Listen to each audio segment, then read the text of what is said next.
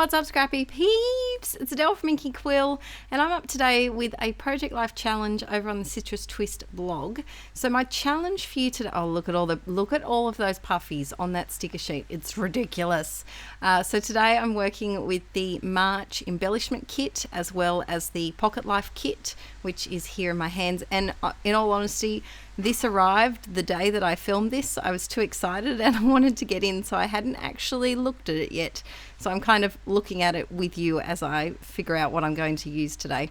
But my challenge for you today is kind of photo related. So I'm challenging you to do 3 things on a Project Life, either a single page or a double page, depending on how you scrap. My first one is to use a collaged photo. So in that bottom right hand corner, you can see that I've got 4 photos of Arch all together, and I want you to embellish on it. So that's the trick. I want you to do a collage photo and embellish on it. It can be a 4x6 if you'd like to. It can just be 2 photos together. It could be more, whatever you like. I use the Project Life app on my phone to collage my photos, but there's tons of other ones. I know there's Pick Frame. There's quite a few collaging apps that you can find.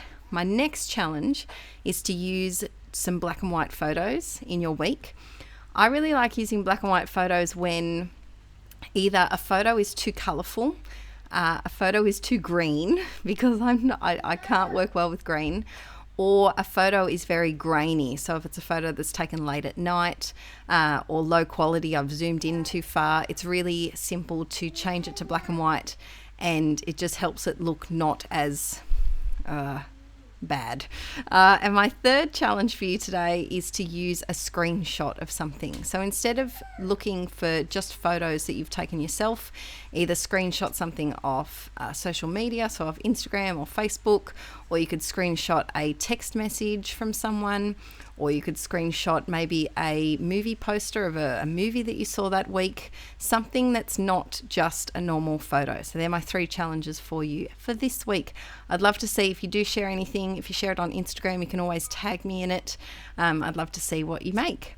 So first up, I've got this photo of Arch in front of a window, and it was just a random photo that I took. He was looking out. I think he was looking at rain at this point. He's very fascinated with outside, but particularly with rain. P.S. He's also getting fed in the background in the room behind me by Aaron. So if you hear any growls or cries or squeals of delight, it's just a baby being fed.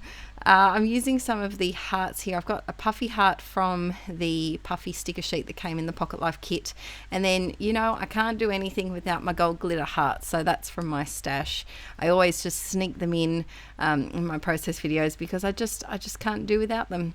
I'm adding a bit of a doodly border here because I often feel when I do cards that have a smaller photo on a larger card, that a doodly border kind of makes everything look like it's meant to be there and it's not going to fall off the page. I know that's silly, but that's just my mentality of a doodly border.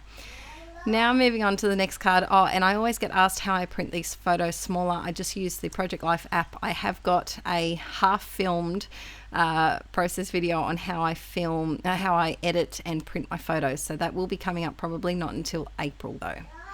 So here I've got a screenshot of an Instagram post where I joined the Flutter by Designs DT. It's an Aussie scrapbooking company over here. And so I'm adding an extra puffy because I thought this puffy flower, not a heart, really went with this card. Something that I think I don't do enough is challenge myself with these journaling cards that have a specific shape for your journaling spot.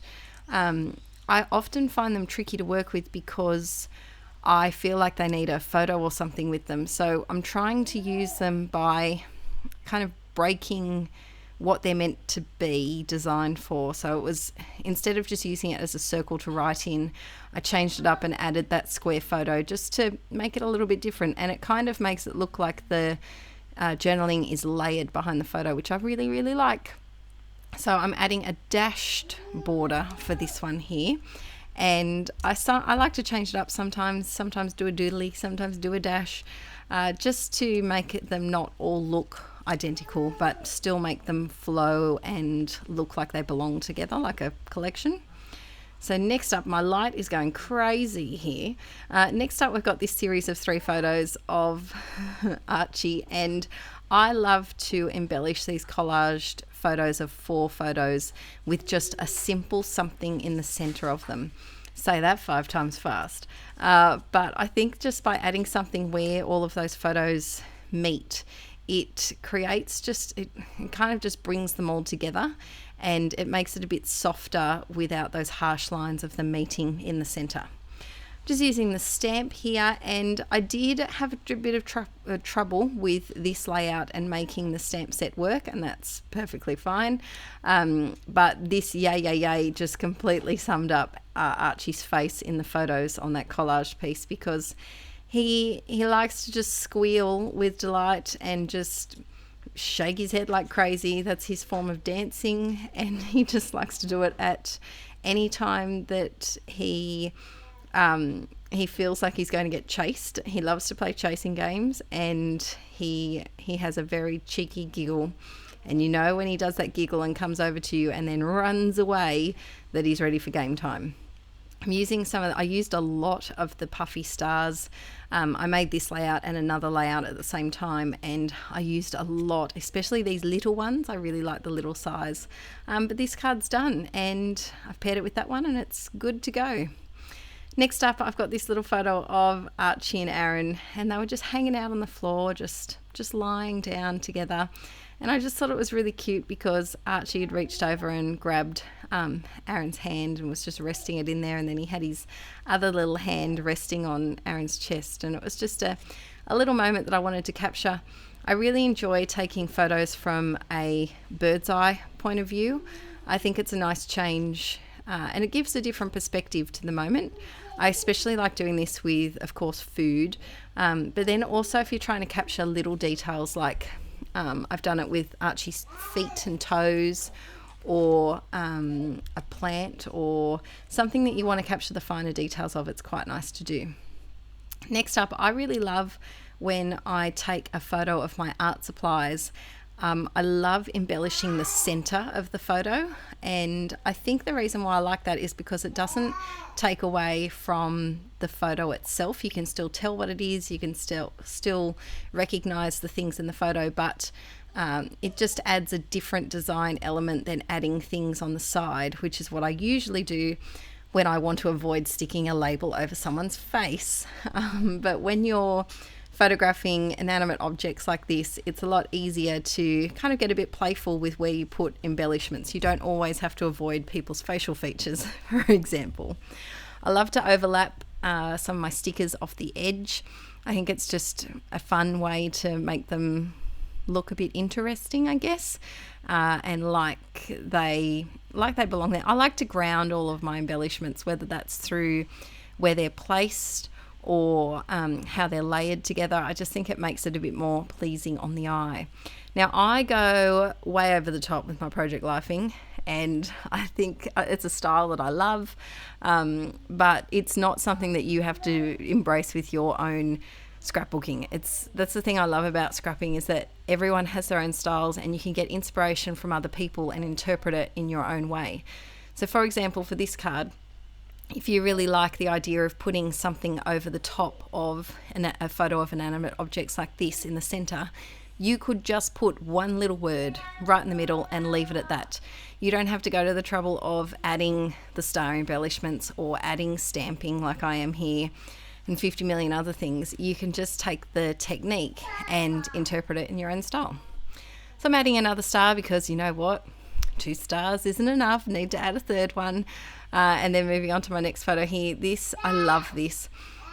My mum and dad bought Archie this train for Christmas, and he freaking loves it. But he's a bit scared to ride it himself.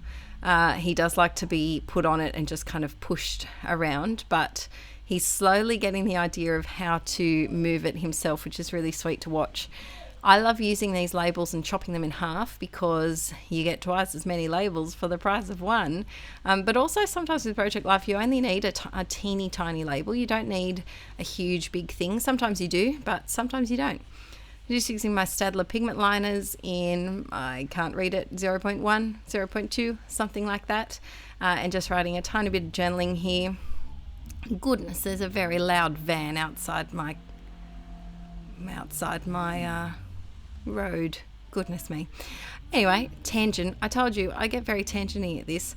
I have, by the way, moved my craft room, so I'm now out in a different area. I will have a video on YouTube in a few months' time.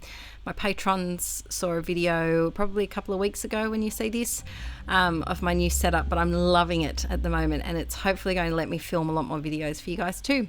So the layout's all done. It was really quick and easy to do. I can't get enough of puffy stickers of any kind. And when I saw that whole sheet of stars, it made me very, very happy. Now I just need a whole sheet of hearts in like pinks and turquoise and reds, and I'll be set. Oh goodness, Archie's getting very excited in the background there. All right guys, thanks so much for tuning in today. Don't forget to tag me if you do this challenge, and give this video a thumbs up if you liked it, and I'll see you very soon. Bye.